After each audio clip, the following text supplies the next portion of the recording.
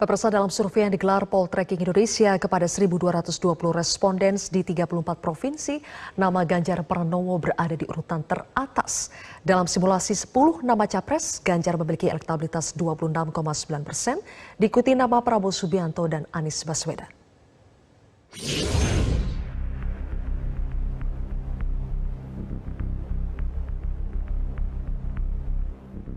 Siapa calon presiden di tahun 2024? Dalam simulasi yang disusun Lembaga Survei Poltreking Indonesia, nama Gubernur Jawa Tengah Ganjar Pranowo di atas angin. Lawan kuatnya adalah Prabowo Subianto dan Anies Baswedan. Dalam survei kepada 1.220 responden di 34 provinsi, dari 10 nama capres, Ganjar Pranowo berada di urutan teratas dengan angka keterpilihan 26,9%, Prabowo Subianto 22,5%, Anies Baswedan 16,8%. Nama lain dalam simulasi 10 nama adalah Ridwan Kamil, Erick Thohir, Sandiaga Uno, Khofifah Indar Parawansa, Erlangga Hartarto, terakhir Puan Maharani dengan elektabilitas 1,2%. Dan ketika responden diberi 3 nama calon presiden, maka elektabilitas Ganjar Pranowo melejit menjadi 30,6%, Prabowo Subianto 26,8%, dan Anies Baswedan 19,8%. Dan ketika survei menunjukkan pasangan capres-cawapres, maka dipasangkan dengan siapapun, Ganjar Pranowo menjadi figur kuat. Misalnya, jika dipasangkan dengan Erick Thohir, maka elektabilitasnya 27,6%, pasangan Prabowo Puan 20,7%, Anies Agus Harimurti 17,9%. Hal yang sama jika Ganjar dipasangkan dengan Sandiaga, maka elektabilitasnya 26,7%. Prabowo Erick Thohir 22,5% dan Anies Puan 12,2%. Hanya perlu diingat dalam berbagai skema pasangan, masih ada 20% responden yang belum memberi jawaban. Misalnya betul-betul terjalin, meskipun ini bisa berubah, Gerindra dan PDIP misalnya terjalin koalisinya benar-benar jadi Prabowo Puan, maka kemungkinan Ganjar akan masuk dari koalisi Indonesia Bersatu. Nah, potensi koalisi Anies Baswedan itu keluarnya di koalisinya Kingmaker-nya tadi SBY dan JK, sehingga ada potensi 3 poros yang terjadi. Tapi kalau kemudian PDIP bergabung bersama kalau PDIP bersama dengan KIB, maka kemungkinan akan muncul nama Ganjar, dugaan saya. Apakah Ganjar Puan atau dengan siapa gitu, itu potensi bipolar, bukan tripolar, bipolarnya besar. Jadi tadi KIB dengan PDIP mengusung nama Ganjar, bisa jadi di seberangnya ada Anies Baswedan atau Prabowo, kita tidak tahu, nanti akan head to head. Jadi itu peta koalisinya sangat dinamis. Survei nasional ini digelar Poltreking Indonesia pada 16 hingga 22 Mei dengan margin of error plus minus 2,9% pada tingkat kepercayaan 95%. Hanta mengakui waktu pemilihan masih panjang sehingga masih akan ada peristiwa dan momentum politik yang akan mengubah peta elektoral. Dari Jakarta, Marcelina Tumundo, Metro TV.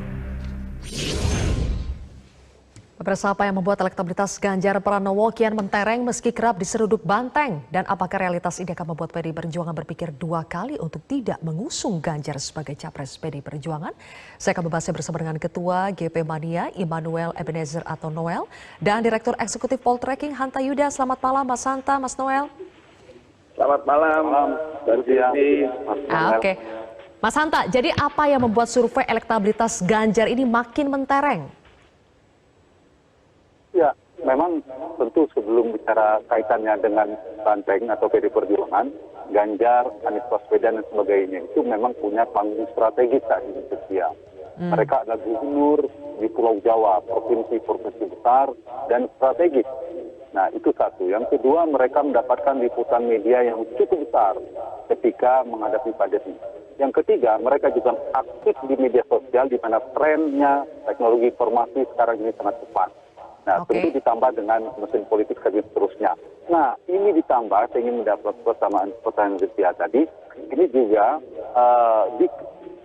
pemanfaatan situasi dinamika internal di PDI Perjuangan. Kita tahu Ganjar Pranowo itu kerap diserang juga oleh politisi PDI Perjuangan. Nah, itu bisa dikapitalisasi dengan gaya Ganjar, dia tetap menjaga emosinya, tetap tenang, tetap kalem. Dan kita tahu pemilih Indonesia itu kan kadang suka dengan politik terzolimi. Kita ingat dulu Pak SBY bilang 2004, 2003 kan disebut Jenderal Tanakan seterusnya, itu melejit. Nah, di situasi seperti inilah, menurut saya Ganjar sebenarnya relatif tanda petik diuntungkan ketika dia bisa mengambil situasi itu memberikan insentif elektoral. Karena stigma publik lebih, tanda petik ya, lebih mendukung, lebih berpihak pada Ganjar Pranowo. Dia dianggap dizolimi oleh partainya dan suruh diserang. Nah, strategi ini yang saya kira PDI Perjuangan harus hati-hati. Ini menjadi blunder politik, ibarat main sepak bola itu mainkan bola di depan gawang, harus hati-hati. Jangan sampai masuk ke gawang sendiri. Nah, ini yang saya kira yang harus diantisipasi ya, yang dirugikan adalah PDI Perjuangan dalam konteks ini. Itu sumbangsi salah satu faktor yang meningkatkan elektabilitas Ganjar. Oke, Mas Noel, jadi kalau menurut Mas Hanta makin diseruduk, makin dikritik, makin dizolimi, malah membuat publik makin simpati. Mas Hanta, tadi kan Anda membandingkan ya, sesama kepala daerah, Anies Baswedan dan juga Ganjar. Ganjar kan sebetulnya belum punya momentum seperti Anies, misalnya yang belakangan ini dikenal dengan Formula E-nya. Tapi kenapa surveinya bisa jauh lebih unggul daripada Anies? Ya, ada beberapa persepsi ya, publik tentu banyak variabel ya. Pemilih itu ada pemilih rasional yang melihat kinerja, melihat rekam jejak, tapi juga ada pemilih sosiologis. Nah, keunggulan Ganjar langsung saja singkat saya katakan, salah satu karakteristik yang dimiliki oleh Ganjar Pranowo yang sejalan dengan selera pemilih Indonesia cukup tinggi, dia dikesankan yang paling merakyat. Paling merakyat, itu satu. Yang kedua, Ganjar ini juga dipersepsikan bagi pemilih sosiologis dia yang paling Jawa, suka tidak suka. Dari antara nama-nama itu dibandingkan Anies, Prabowo dan sebagainya, dialah memiliki karakteristik politik atau politisi Jawa. Itu merepresentasikan pemilih yang besar ya, pemilih Indonesia, lumbung pemilih Indonesia itu dari sisi itu. Sehingga memberikan kontribusi. Atau dengan kata lain, kalaupun tadi Zulkifli memberi catatan Anies sudah punya berbagai program atau capaian bercusuar proyeknya, tapi Anies saya kira tantangannya adalah harus bergeser ke tengah. Dia harus bergeser ke tengah dan pemilih Indonesia itu paling numpuk berada di tengah dan Ganjar berada di sana. Yang kedua, Anies harus lebih Jawa. Kalau paling tidak nanti itu yang harus dicari kekuatannya. Dan ditambah lagi Ganjar ini dipresentasikan adalah pergeseran pemilih Pak Jokowi itu lebih banyak ke Mas Ganjar. Basis-basis Jokowi di Jawa Tengah, di Jawa Timur, sebagian Pulau Kalimantan, Bali, basis Pak Jokowi itu menjadi basis Ganjar Pranowo hari ini. Sementara basis Prabowo terbelah gitu ya. Tetap berada di Prabowo, ini sebagian besar ya, sebagian ke Anies Baswedan.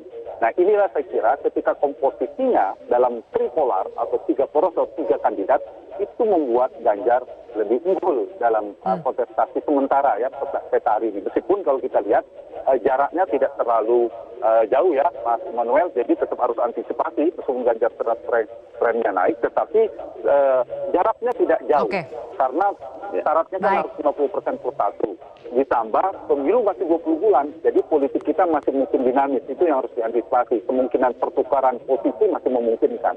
Terakhir, Mas Hanta, apakah realitas ini, hasil survei ini akan membuat PDI Perjuangan itu berpikir dua kali untuk tidak mengusung Ganjar sebagai capres dari PDI Perjuangan? Mungkin kita akan berpikir PDI Perjuangan akan realistis ya, seperti Pak Jokowi fenomena 2014-2019. Tapi ini agak beda menurut saya, karena di sana ada faktor Mbak Puan Maharani yang betul-betul siap. Sekiranya dilema bagi PDI Perjuangan, kalau mendukung Ganjar Pranowo, catatannya adalah Puan gimana ini karir politiknya. Kedua, posisi ketua umum partai PDI Perjuangan ke depan partai Ibu Mega, itu juga terancam akan diambil Mas Ganjar, kalau Mas Ganjar terpilih menjadi presiden misalnya.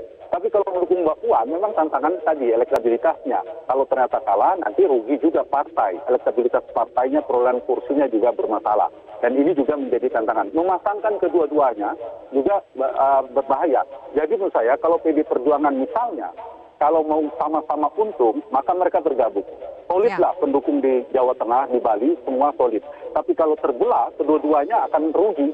Suara PDI Perjuangan itu berkurang karena ada yang pemilih Ganjar. Sedikit juga pemilih Ganjar yang ada pemilih solid atau pemilih loyal PDIP, mungkin bisa jadi tidak memilih Ganjar. Nah, kalau PDI Perjuangan memilih tidak tidak mendukung Ganjar sebagai capres, maka menurut saya ada dua opsi yang harus segera dipikirkan PDIP. Zulkifli. Satu, bagaimana upaya, tanda petik ya, dari sisi strategi, bagaimana upaya membuat Mas Ganjar tidak maju. Kalau Ganjar maju, tidak suka merugikan PDI Perjuangan. Terancamlah Pilpres secara terbelah, terpolarisasi basis masanya, basis pendukungnya, dan itu bisa mengancam kekalahan termasuk partainya tergerus. Atau kalau memutuskan misalnya itu tidak kuat untuk menahan laju Ganjar yang luar biasa, bisa dengan partai lain, ada koalisi KIB, maka sejak awal saya kira harus melepas Ganjar lebih awal. Kalau Ganjar dilepas, kemudian mengumumkan ada Puan dengan siapa, itu lebih cepat, lebih baik. Ketimbang nanti menjelang pemilu baru melepaskan Ganjar, saya yakin ombaknya semakin kuat dan Mas Ganjar semakin melambung. Seperti Bung Manuel katakan tadi, dia semakin melancar. Jadi sekarang cukup lancar, ditambah ombak, hempasan ombak, semakin meloncat. Saya kira itu, tetapi lagi-lagi politik kita dinamis. Terima kasih. Baik, Mas Hanta, terima kasih atas analisa Anda dan juga Mas Noel. Terima kasih telah bergabung bersama kami di Pram News hari ini.